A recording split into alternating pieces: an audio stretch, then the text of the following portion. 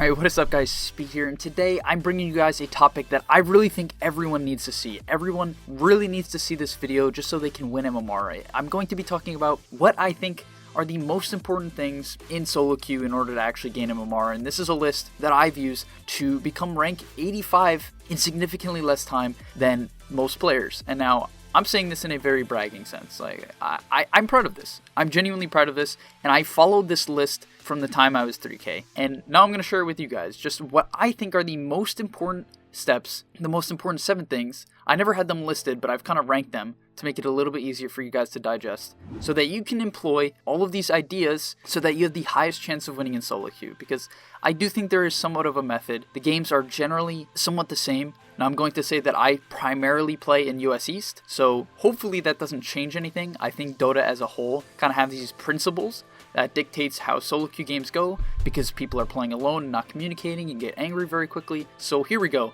7 ideas that I think you need to put in place in solo queue, or else you're just gonna most likely go down in MMR or static wherever you are now. Before we jump into the video, I want to let you guys know that you can check out guides just like this one made by top tier pros over at GameLeap.com. We have thousands of guides that can teach you the game of Dota 2 in depth and help you gain MMR much quicker than you usually would. Now let's jump into it. At number 7, one that I think is important, but that isn't more of a general idea and rather just a Dota idea, is buying regen. And if you are not buying at least 6 tangos on basically every single hero, you are doing something wrong. There are a few exceptions, of course, but buying 6 tangos and a salve the majority of games is so important. Whether you're a mid laner and picking up a salve after the bounty runes, or you're a safe laner and buying at least 6 tangos and branches. If you are an off laner, buying a salve, 2 sets of tangos, it doesn't matter. But if you are not meeting these guidelines, what the guides say you should be building in terms of early game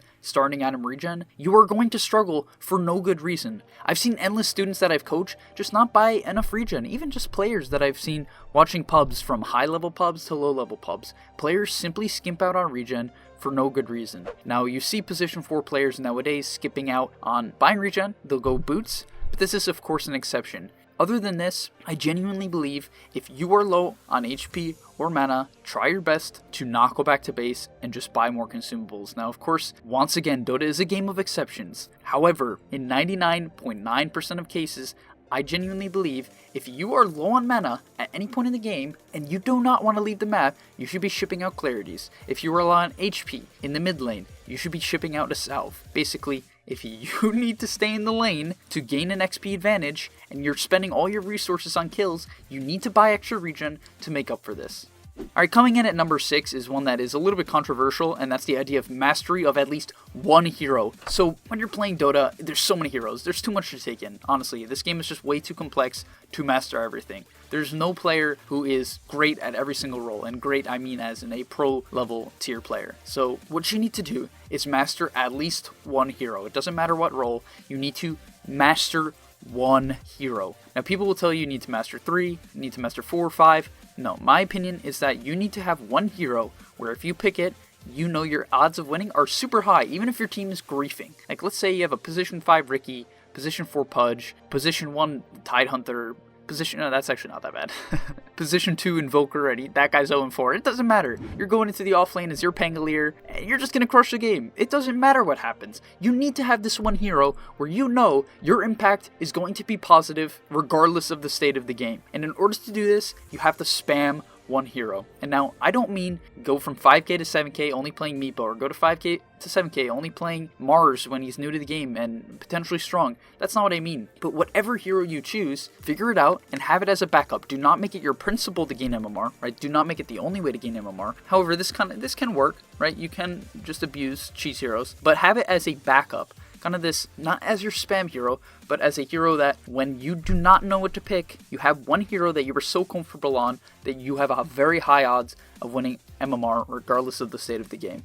Number 5 is one that I think actually you can get away with not doing it, and that would be paying attention to meta. But from my experience, my attention to meta has severely increased my odds of winning because I recognize the strong heroes and I get ahead on builds and what is actually strong. I remember when Alchemist and Radiance kind of came back into the meta quite a while ago in the 6 patches, 6 point whatever. I was quick to realize it, and in my pubs when I was 4K, 5K at the time, no one really knew what to do. I was hitting item timings faster than everyone else. I was playing Alk, who was one of the stronger heroes in the game, and going an item build that was extremely strong. Because of this, I won MMR. Was I better than my bracket? Maybe a little bit, but what really set me apart in those games was the fact that I was going very strong item builds with a very strong hero that other people were not used to. For instance, in this patch, I would recommend picking someone like Death Prophet. I think the hero is super strong, has been buffed quite a bit, and people do not know how to play against it. So study up on the item builds, figure out the hero's strengths, how to play the lane, how to play the mid game, watch any pro game,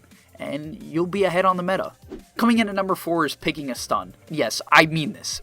Please, if you do not know what to pick, if you do not have mastered, if you have not mastered one hero, if there is a game where Bounty Hunter is not the pick, and your team cannot control everyone, and they have a Storm Spirit, an Ember Spirit, Earth Spirit, any of the spirits, please pick a stun. It is so crucial to have at least one stun. Now, of course, there are games which you will win when you have no stuns at all. And of course, you're going to comment your match ID down below in which this is the case to prove me wrong, but that's fine. But what I'm telling you is if you do not know what to pick and your team seemingly has no stuns, pick a stun. If you're a carry hero, you can pick Sven.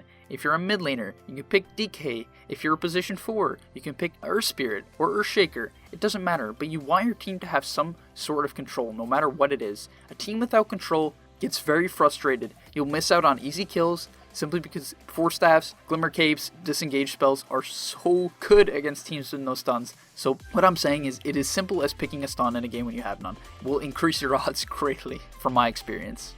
Number 3 is my personal take on solo queue, and that would be playing greedy. A lot of players as is play very greedy, and I think the more greedy players that I've seen are typically more successful. Whether it's a safe lane player who farms for 20 minutes instead of 15, or a mid laner who prioritizes stacks and jungling heroes over the roaming heroes, typically it's a lot easier for them to rise in the ranks and win MMR because their methods of winning are a lot simpler. As a core player, relying on killing creeps to snowball is just easier than killing heroes, and that's just a fact, I think.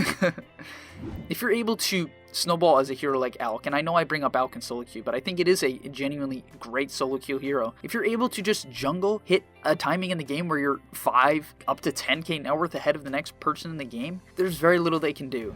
Even a hero like Terrorblade when he was popular, there's just very little people could do. Terrorblade spammers were just higher MMR than they probably should have been, simply because their hero was super good at farming, and their method to winning was simple, right? Farm, farm, farm, farm, and then win after you click meta. It was super simple, and for that, playing greedy is just an easier way to win. Even as position 5, from my personal experience in playing position 5, it is a lot easier to play a hero like Shadow Demon or Nature's Prophet or Dazzle, heroes that have ways to push in creep waves and farm, simply because if the game kind of gets out of your control, or the laning stage is awkward, or even if the laning stage goes great, and let's say you have a lifestealer who doesn't need your help anymore, you can just go jungle. You don't have to make a play, you can be very simple in your strategy. Just get your next item timing, buy a medallion, get an early ultimate timing on Nature's Prophet. Any of these, get your Glimmer Cape on Dazzle.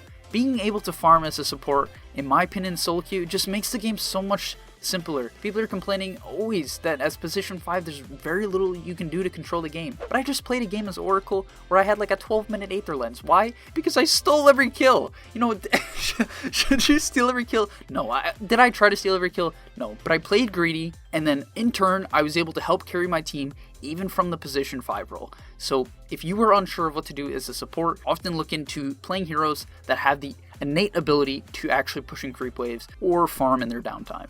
Next up at number 2, in my opinion, is the most controllable out of all of these and the most realistic to fix that will improve your odds of winning the fastest, and that would be winning your lane. Now, why is winning your lane so important? Let's look at it from kind of a whole psychological perspective on Dota. Let's really get down to the basics and what people feel and the emotions that arise in the game. Typically, how games of Dota work are you go into the early game, and then let's say one team is typically 1 or 2k ahead coming out on the landing stage. Even though one team might be just 1 or 2k ahead in like your average game where there's no feeder, one of the safe lane or mid lane carries is not going to have a good game, and they were going to start tilting. They were going to feel a little bit off. They're going to blame their teammates, even if the game is completely winnable. Crushing someone in the lane breaks their spirit, and slowly, it's like planting a time bomb within the enemy team. If they don't win the next fight, that bomb is going to explode.